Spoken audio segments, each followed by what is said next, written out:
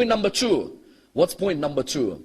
Point number two is, if there is no such concept as a Mahdi, who's the son of Al-Askari, who will go into Ghaiba, I ask every Muslim in the world today, why did the Abbasid Khulafa put Imam al-Hadi and Imam al-Askari under house arrest in Samarra?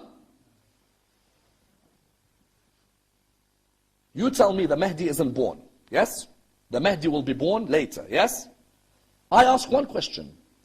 If the Mahdi wasn't going to be born, and there's no such thing as his Ghaiba, why are Imam al-Hadi and Imam al-Askari taken to Samarra and placed under house arrest by the Khulafa of Bani Abbas? Mutawakkil, Mu'tamid, Mu'taz, all of these people were Khulafa of Bani Abbas, yes? I'm a caliph. My central base was Baghdad, yes? I moved my caliphate to Samarra. May Allah bless all of you to do ziyarah in Samarra. I as a Khalifa moved to Samarra. Why do I have to drag Ali al-Hadi and Hassan al-Askari to Samarra? Why? Unless I know from the extant literature that was around that there would be a son from the line of Fatima who will be born.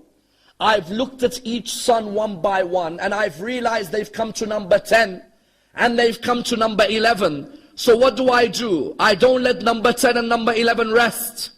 I order them to leave their families, be they in Medina or be their families in Baghdad, and I keep them in Samarra so my soldiers keep an eye on their woman and whether their woman give birth to a child who is the Mahdi. You see, when someone comes and tells me, saying, Ammar, I'm not sure about Imam Zamana. I say to him, why are you not sure about Imam Zaman? They say, I'm not sure about Imam Zaman because at the end some people say he wasn't born. I say, if he wasn't born, so why is the Abbasids making sure that his grandfather and father are under house arrest in Samarra? Rasulullah said, there will be 12 Khalifs after me. All of them are from Quraysh. All of them are from Bani Hashim. I as an Abbasid Khalifa, what do? I don't want this Mahdi to run over my government. So what do? I order Imam al-Hadi to leave where he is. I order Imam al-Askari to live where he is, and I force them to stay in Samarra with all their family, so I keep an eye on when the Mahdi is born. I'm a Khalifa. There's a million Muslim scholars. If all the Muslim scholars are a threat, I would get all the Muslim scholars to Samarra. No, let the Muslim scholars stay in Medina. Let the other ones stay in Kufa. Let the other ones stay in Egypt. But these two have to stay in Samarra.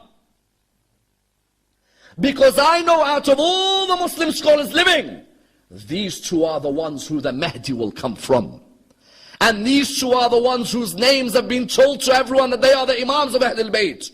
In other words, when someone asks you for the second proof, say, why were Imam al-Hadi, Imam al-Askari taken under house arrest in Samarra if there was no Mahdi to be born?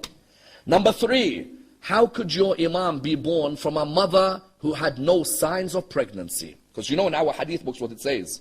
Bibi Narjis did not have the signs of pregnancy even up until the night of the 15th of Sha'ban.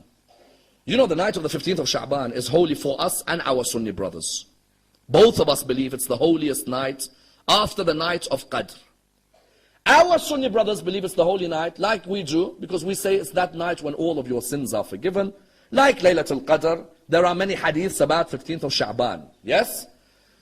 We also believe it's the great night when the Imam was born. Yet on that night, his mother doesn't have the signs of pregnancy. In our hadith books, it says Bibi Narjis did not know she was pregnant. So our brothers say, how could you believe in an Imam whose own mother did not have the signs of pregnancy? We reply by saying what? Firstly, Allah, when He wants to do something, He says, Kun fayakun. Mary was able to give birth as a virgin. If the Lord can let Mary give birth as a virgin, why can't He let Bibi Narjis give birth in this way? But secondly and more clear, I am surprised by the Muslim who says, how can a woman give birth without the signs of pregnancy when the same Muslim has read the story of Nabi Musa in the Quran? Nabi Musa in the Quran, did his mother have the signs of pregnancy or no? No, she didn't. Why? Because Fir'aun was told by the soothsayers that there will be a young boy who is born who will overtake your kingdom. He will bring peace and remove injustice. He will bring justice and remove tyranny. So what did Fir'aun, the Quran say, what did Fir'aun begin to do? Fir'aun started going to every house and they would slaughter all the newborn males. Isn't it? Isn't it in the Quran? That they would slaughter all the newborn males? So one day, Fir'aun's advisor came to said, Fir'aun, listen, we're not going to have any more servants. Because you're killing every newborn male. There's not going to be any more slaves for us. So Fir'aun said, very well, 1 year we're going to kill, the other year we're going to let people live. In the year he let people live, Nabi Harun was born. In the year he let the boys live, Nabi Harun was born. In the year he wanted to kill, Nabi Musa was born. Every Muslim believes Nabi Musa's mother did not have the signs of pregnancy when she gave birth to Nabi Musa. Why? Had she had the signs of pregnancy, they would have killed her and the child, isn't it? But the signs of pregnancy were hidden because Allah wanted to protect the birth of Nabi Musa. If Allah removed the signs of pregnancy to protect the birth of Nabi Musa, why Allah could not remove the signs of pregnancy to make sure that the birth of Imam Sahib al-Asr al-Zaman went ahead? It's the same correlation. The same correlation exactly, that when someone says, how is it Bibi Narjis was able to give birth without signs? Because, you know, Sayyidah Hakima, the auntie of Imam al-Askari, the sister of Imam al-Hadi, she says on the night of 15th of Sha'ban, I've been told by Imam al-Askari, come and break your fast with us. Tonight the Hujjah will be born. And I'm looking at him thinking, but there's no signs of pregnancy. I went to Narjis. Narjis came to wash my feet. I said to her, no, tonight I must wash your feet. She said to her, why? She said, you're going to give birth to the Hujjah. Bibi Narjis looked at her and said, but how can I give birth when I have no signs of pregnancy? And that's why you find it was purposely hidden. Why?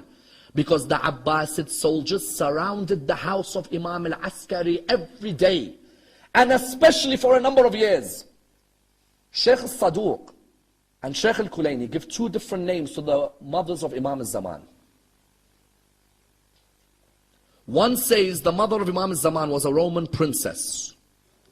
The other says the mother of Imam al-Zaman was from North Africa, or some say from the Sudan area. The question then is, what were the names? Some say her name was Narjis, others say her name was Saqil. Someone says, why would there be two mothers who are thought of as being mothers of the 12th Imam in the house? Because Saqil took it upon herself. When the Abbasid soldiers wanted to see which lady is pregnant, Saqil took it upon herself to say, I may be the one who's pregnant, so they focus more on her than Narjis. That's sacrifice. Saqil and Narjis both lived in the same house. What did the Abbasid soldiers do? They focused more on Saqil and left Narjis. Allah subhanahu wa ta'ala didn't let the signs of pregnancy come on Narjis until Narjis gave birth on the 15th of Sha'ban. Someone turns around and says, okay, very well. She gave birth on the 15th of Sha'ban to a newborn male, yes? A newborn male, we agree. A newborn male is born. But hold on. 12th Imam went into Ghaiba at which age? Which age? 5, yes? Ghaibat al-Sughra, 5 years of age. They can't spot him in the first 5 years walking around? Abbasid soldiers didn't see him born. His mother, the signs of pregnancy weren't clear, yes? But hold on, he's going to grow to become a 5-year-old. How did they not spot him? As soon as he was born, Imam al-Askari sent him to go and live with his grandmother in Medina. Many Shia think Imam Sahib al-Asr al-Zaman grew up in Samarra. He didn't grow up in Samarra. There's no way he could grow up in Samarra. He'd be killed. Imam al-Askari sent him to go and live in Medina with his grandmother, the mother of Imam. You found that he went to go and stay with Hudayth, and then after Hudayth, they went to stay in Mecca with Ahmed ibn Muhammad ibn al-Mutahhar. They stayed up until Imam returned at the age of 5 to lead the salah of his father when his father died.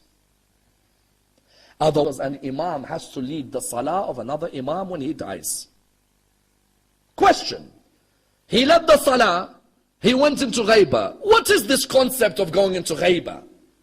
Going into occultation? Because they say to us, where's your Mahdi? Let him come out of his cave. You hear that? Let him come out of his cave. Where's he hiding? Why does he come and help you? I'm surprised when a Muslim says that to another Muslim. I'm surprised a Muslim tells another Muslim, what's the stupid thing that you believe in your Imam that he can't be seen, he's in ghaibah? Firstly, the sign of the muttaqeen in the Quran is that they believe in that which is unseen, isn't it? Bismillah ar-Rahman ar-Rahim, Alif Lam Mim, ذَلِكَ الْكِتَابِ لَا رَيْبَ فِيهِ هُدًى لِلْمُتَّقِينَ الَّذِينَ يُؤْمِنُونَ بِالْغَيْبِ. The Quran says those who believe in the unseen are of the muttaqeen. Allah, I saw him with my eyes, or I saw Allah with my heart? I saw Allah with my heart. Can't see Allah subhanahu wa ta'ala. There are other areas in my life which I don't see with my eyes, but they exist, isn't it? Firstly, I don't have to see something for it to exist. Secondly, we have so many examples of creations of Allah who themselves are in their own ghaibah, isn't it? You've ever heard of shaitan? Your Mahdi, where is he? How could he be in ghaibah? Hold on a minute, where's your shaitan? I don't see that guy. I know he definitely has an effect, but I can't see him. Quran tells me, قُلْ أَعُوذُ بِرَبِّ النَّاسِ مَلِكِ النَّاسِ إِلَهِ النَّاسِ مِنْ شَرِّ الْوَسْوَاسِ. Yeah, I hear waswas, but I don't see him. You're mocking my Mahdi. I reply to you, where's your shaitan? Put shaitan aside. Where is Prophet Khidr alayhi salam? Those who believe Prophet Khidr from Ahlul Sunnah that he's still alive, isn't he in ghaibah? Where's Prophet Idris alayhi salam? Isn't he in ghaibah? Where's Prophet Jesus alayhi salam? Those who come and say, your Mahdi, we can't see him, he's in ghaibah. I say, where's your Jesus? And my Jesus? Don't we believe Allah rescued Prophet Isa to protect him from those who wanted to kill him? So in the same way Allah rescued Prophet Isa from those who wanted to kill him. Why would Allah not protect the man who's going to lead Prophet Isa in salah? Allah can put Prophet Isa in ghaibah because of the safety of Prophet Isa's life. Why can't Allah put Imam al-Mahdi in ghaibah for the safety of Imam al-Mahdi's life? And those who say a person can't go in ghaibah, we reply, did not Rasulullah go on a minor ghaibah on the night of Hijrah from Mecca to Medina? When Rasulullah said to Ali ibn Abi Talib, sleep in my bed tonight. Are you willing to sleep? And he said, Ya Rasulullah, are you at peace? He said, yes I am. He said, then my life may be sacrificed for your life, and my soul may be sacrificed for your soul. Amir al-Mu'min slept that night. Where? In the bed of Rasulullah. Rasulullah, when he left the house, there were 40 men with a sword to kill Rasulullah. How did Rasulullah leave? Everyone saw him? Or was it a case of summun bukmun umyun fahum la yubsirun? Or was it a case of وَجَعَلْنَا مِنْ بَيْنِ أَيْدِيهِمْ سَدًّا وَمِنْ خَلْفِهِمْ سَدًّا فَأَخْشَيْنَاهُمْ فَهُمْ لَا يُبْصِرُونَ? Those who come and tell me this Mahdi of yours is in ghaibah, what is this myth of ghaibah? I reply, Khidr, ghaibah. Jesus, ghaibah. Idris, ghaibah. Shaitan, ghaibah. Rasulullah for a minor period, ghaibah. Sign of muttaqeen, ghaibah. So all of this attack on the Mahdi, hold on, we have so many people in ghaibah. Now you came about Imam al-Mahdi. Then someone says, okay, we agree with the ghaibah, but someone 1,100 years old, you believe in him? 1,100? Again, how do we reply? Again, we reply to our good friend. We start with our good friend Shaitan. How old is Shaitan now? Honestly, it's unbelievable. Your Mahdi is 1,100. Habibi, Shaitan has been there since Adam began. Since the story of Adam began, in the heavens, Shaitan is there. So what? Allah can allow Shaitan to live that long, but Mahdi, you have a problem with 1,000 years?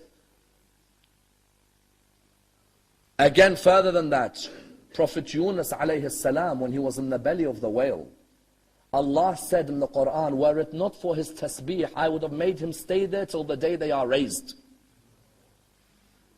That means Nabi Yunus could have been in the belly of a whale. In a belly of a whale. Imagine the conditions there. Until the day they are raised. That's number 2.